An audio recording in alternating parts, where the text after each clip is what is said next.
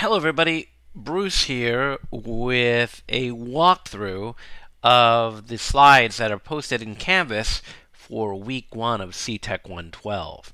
Now, if you were in class on Tuesday and you understood all the material that was presented in class that day, you may want to fast forward a bit or scrub through the video to a spot that where some new material starts. So it never hurts to go back through some of the stuff that we did cover because it's new to a lot of you. Okay. So again, these slides are in Canvas in week 1. So what I want you to know, right, and be able to do after week 1 is to know the meaning of and use hypertext terms, right? And we discussed a lot of those in class. Use HTML tags to structure an HTML page or document. Know what HTML tag attributes are, and we'll go into that. Use CSS or cascading style sheets to style a web page. Use HTML tags to link to other files. We didn't do that in class on Tuesday. We would have done it on Thursday, and we'll talk about it in this video. And I'll explain the differences between absolute and relative path names. Okay, that's really important. And lastly, use HTML to encode lists and tables to structure a web page. And in class, right, on Tuesday, we did some stuff with the ordered and unordered list, right? So web pages are created, stored, and sent in an encoded form, right?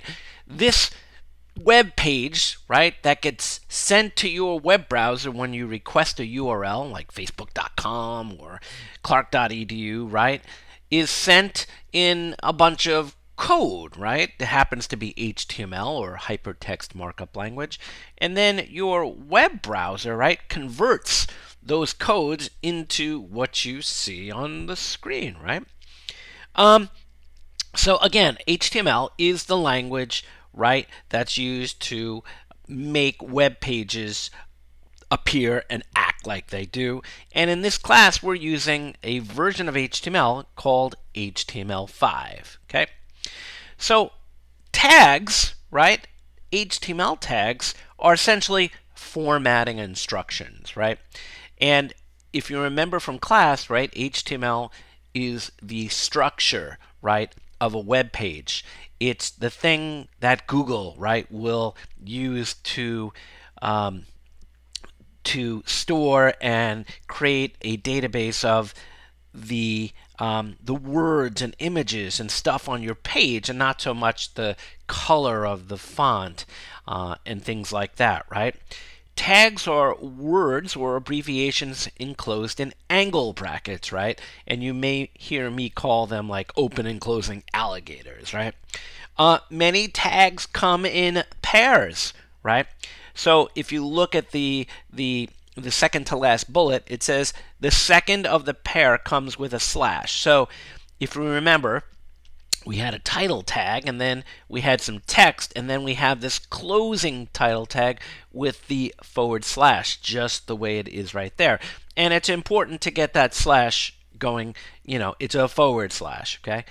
So that's a pair of tags enclosing some text, which happens to be the title for a web page. The tag pair surrounds the text to be formatted just like parentheses, right? Think of it like a set of parentheses around some text. And here you can see that we have title, Serena Williams /title. If you want to read this, these tags can be read as this is where the title starts and this is where the title ends, right? So that this is where the title starts, and then Serena Williams, and then this is where the title ends. All right, and title, right? Open angle bracket, title, closed angle bracket is referred to as the start, right? Or the open tag, and /title is the end or closing tag. Now, the title, as we covered in class, right, appears, right, on the title bar of the browser. It doesn't appear in the window itself, right? It appears at the very top of a web page. Okay. Tags for bold and italic. If you want to make text bold on a page, or you want to make a set of words bold or italic, you use the B tag or the I tag. Okay, and for paragraphs, and again, we did all this in class, right? The paragraph tag and the closing paragraph tag, or the opening paragraph tag and the ending paragraph tag, right? More than one kind of formatting can be used at a time. For instance, the second to last line on the slide says open paragraph, open bold, open italic, and then it says veni, vidi, vici, right? And then it says close italic, close bold, close paragraph. And if you remember, right, those pairs of tags need to be nested correctly, right? You can't cross close tags. Let's move on. It doesn't matter in which order you start the tags, right? It just matters that you get the closing tag for the appropriate start tag so they don't cross over one another, right? So they need to nest correctly. Okay? So all the tags between the starting tag and its ending tag should be matched. Now, singleton tags. A few tags are not paired. Okay? They do not have a matching end tag, and there are a couple of them, right? So those tags would typically have like a closing bracket or a slash closing bracket there. I keep saying bracket. I mean angle bracket or greater than sign, right? Or angle bracket. And one of those is the horizontal rule, which puts a line, right, on a web page, or the BR tag. The BR tag will put a break, will put a new line break on a web page. Okay? It will continue text to the next line. It's like hitting the enter key, right, in a Word document. Okay? Documents, web pages can be formatted in any way, many ways. Each formatting feature requires its own tag, right? Programmers and web designers need to remember a few common tags, and anytime you don't know a tag, you can look them up on the web, right? I mean, you don't have to commit all these to memory, but it helps, right? It helps to know some of the common tags, right? So in class on Tuesday, I showed you the basic structure that every web page has, and you can see it on the screen here, and I just want to show you that if I flip over to Canvas here, and I go into Module 1 here, or Week 1, right, I have download CTEC 112 HTML template. And this is the code, right, this code right here that you see in the slide right here. And every web page has this doc type, and this doc type says, hey, web browser, I'm going to be sending you HTML, and this is HTML5. Even though it doesn't say HTML5, this is how we designate that the document or the stuff that's going to follow happens to be HTML5. It's right here with the doc type HTML. And then we start our HTML, and inside the HTML, okay? Inside of the HTML, we have the head section, and if you remember from class, right, the information in the head section contains things like the title and that meta tag, and it's stuff that doesn't display within the window of your web browser, right? It may be in the title, it may be a link to a style sheet, it may be, again, just stuff that is not going to show to the user. Then you have this body tag here, and in between the opening body tag and the closing body tag, right, that's where all the HTML that you're going to write is going to appear. And then finally, we have the closing HTML tag. Okay. Now, the required tags, right, in the head section are going to be this meta, char set equals UTF-8, and title and closing title here, and then any additional information, we'll talk about this later, and then the closing head tag. Okay, now let me just make sure, if I remember from class, yeah, I have the meta char set UTF-8 here. Good. Okay, so again, those are the required tags. Now you also need a body, right? You need to have an opening and closing body tag, and that's where the main content of the page is going to go. Again, the stuff that's going to appear on the web page itself. And that's it, okay? So again, it is right here in Canvas, and you should download that and save that as a starting point for, the code that you do in CTech 112. And again, you don't have to commit that to memory, but you should know the meaning of each and every tag, every line, right, in that file right there. Okay. So again, if you at any time want to, stop and pause and go download that file and, play with it on your computer, I highly recommend it. And what I highly recommend too is that you do it, because the only way you're going to be successful coding is to code, not just to read slides or watch videos. You got to code. Okay. So we talked about configuring your computer for writing HTML, right? And one thing, and this slide says Firefox. I'm a big fan of Chrome. I like Firefox too, but I've become used to using Chrome, especially some of the tools that I'll show you in future classes. And then if you're using a PC, then Notepad++ software that I showed you in class on Tuesday for Windows, or Text Wrangler for Macs. I didn't show you Text Wrangler, but you can find it, I believe it's on the Mac App Store, and you can download it there. It's free. Okay? And I like them. They're both really good programs for writing HTML. I'm not going to go into the details about Firefox. It is an open source browser. It's got a lot of cool plugins and stuff like that. The book uses it, and again, we will use it because I want you to become familiar with a lot of the different tools that a lot of the different browsers offer. Okay, so the text editor is a way to process text, right? And remember, I said that you don't want to use Word, right? You don't want to use a word processor, because word processors don't store the files that you create, right? If you're writing like a English paper and stuff in Word, it's not going to store the text as plain text, right? Those word processors are kind of what you see is what you get, WYSIWYG, as we like to say, and they include like a lot of other information in the files that is not very useful, and you shouldn't use those programs, Pages or Microsoft Word, for doing work in this class. Okay, let's see. You must use a text editor to write HTML. It's like, yeah, okay.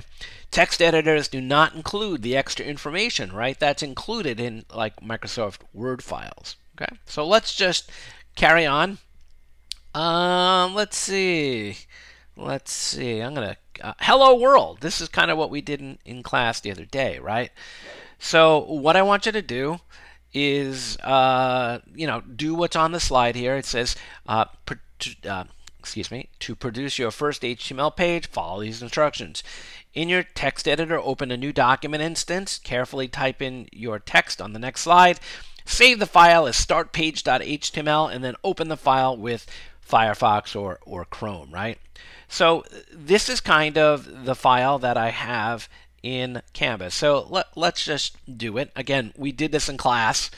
I know it's a repeat, so I'm going to copy the HTML code here. I'm going to copy. I'm going to go into Notepad++. I'm going to paste it in there. I'm going to create a paragraph tag. I'm going to create a paragraph tag right here. I'm going to say hello, comma, world, exclamation point. And it wants me to save that. File, save. And I'm going to save that on my desktop. And I'm going to call it startpage.html. There it is. Notice how the syntax highlighting just kicked in. And you can see it here on my desktop. It's got a Chrome Chrome icon because I set Chrome as my default browser on Windows 10 here. And when you double click that file, right, you should see Chrome launch, which it is right here. You should see Chrome launch. All right, it's probably launching on my Mac. Watch this. Did it launch on my Mac? Let's see. No, it's not there. Why isn't it launching? What's going on, Bruce? What's going on here? Why isn't it launching? Let's try this again.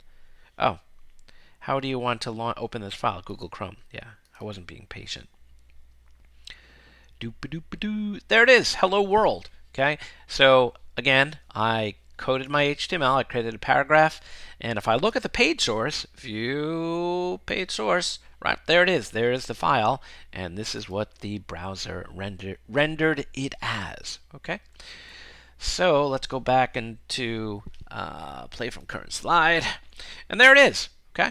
So we did this in class. Again, this is just a review. You saw me double click and wonder why the file didn't open in Chrome.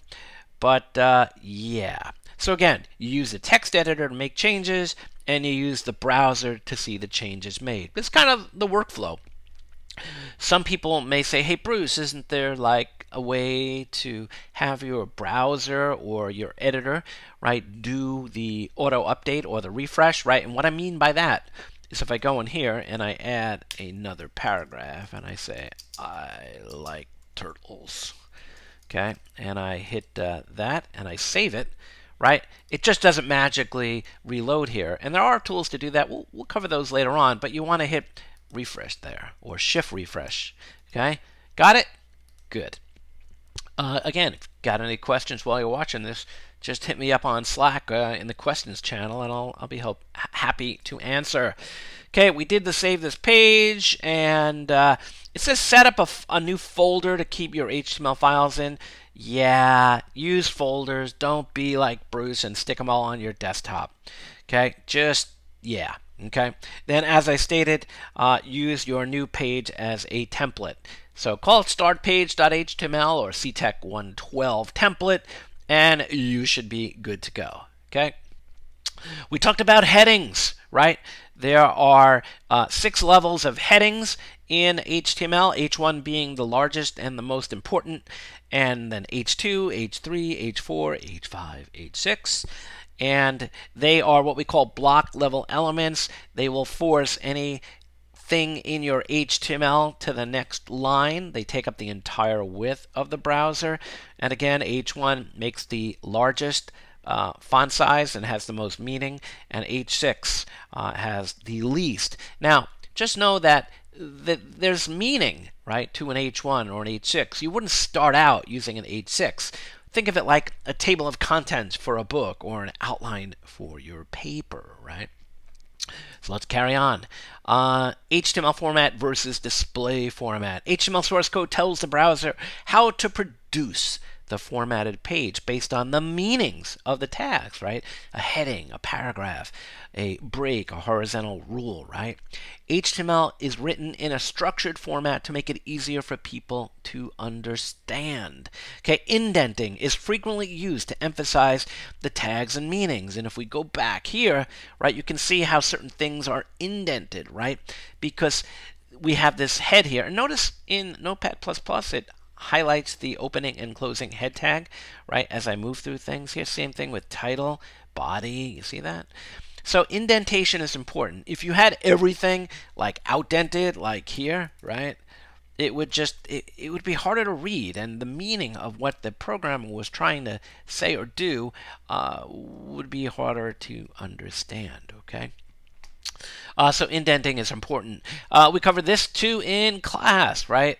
White space. Spaces that have been inserted for readability are called white space. White space is created with spaces, tabs, and new lines. Return, enter. HTML ignores white space. Remember that example we did in class where we put like tons of space in a line and we saw that the browser didn't do anything, right? So browser turns a sequence of white space characters into a single space, and we'll talk about HTML entities shortly about how to overcome that. Okay, pre-formatted information. You can use the pre tag. The pre tag is this. It's going to keep the white space in there for you, right? So let me just do this for you here. Okay, so let me go back here, and I'm just gonna outdent this pre tag, and I'll show you why, because it does exactly what you tell it to do. I like to eat space pizza, right? So there it is. So I'm going to save this. I'm going to click on the floppy disk because we all know what floppy disks are, and I'm going to hit enter. And notice how the pre-tag, right, kept the spaces in there, right? I just want to show you too, right? If I hit enter here and I say space, I like donuts. Yes. and I did save there. I hit Control S and I'll refresh. And you can see how it maintains the spaces for you. That's what the pre-tag does. Now, I do want to show you too. Watch what happens when you do this, right? I tabbed it to make it, look pretty, right? Look handsome, look pretty, right? And watch what happens. It actually does move the text. So with pre-tags, sometimes you may not want to have the indentations the way it looks nice and formatted in a document here. Okay? Let's get back to the slides. The width of a line of text is determined by the width of the browser window. A narrower or wider browser window makes the line breaks in different places, right? So what that's saying is, I don't know if I'll be able to do it here. That means if you resize your browser window, let me do. See, right here, that's pre-formatted. But if I had a paragraph of text there, you would see the text. Actually, I should show you, right? So let me just do this. And let me go find some bacon ipsum here. Bacon ipsum. Or, yeah, bacon ipsum. Bacon ipsum. So let's go here and let's generate some bacon ipsum. There it is. Okay. There's the text. I'm going to copy it right here. I'm going to hit save. And notice, by the way, how the paragraph is wrapping. It's not wrapping. If I go to view, I think it's word wrap here. Turn it on. Then it shows. Again, we talked about that in class. Let's refresh. Let's go here. There we go. Now watch this. As I make the browser narrower, check it out. See how it's changing the breaks where everything breaks? See that? Yay. All right. So I'm gonna just finish off this little section on white space here, and then I'm gonna break the video and I'll create a part 2 for you. So yeah, that's it. So yeah, actually that's it. That's what the white space stuff is about for now. I think in part 2 or part 3 I'll show you how to use those HTML entities. So if you have any questions about part 1 so far of this video, catch me on Slack.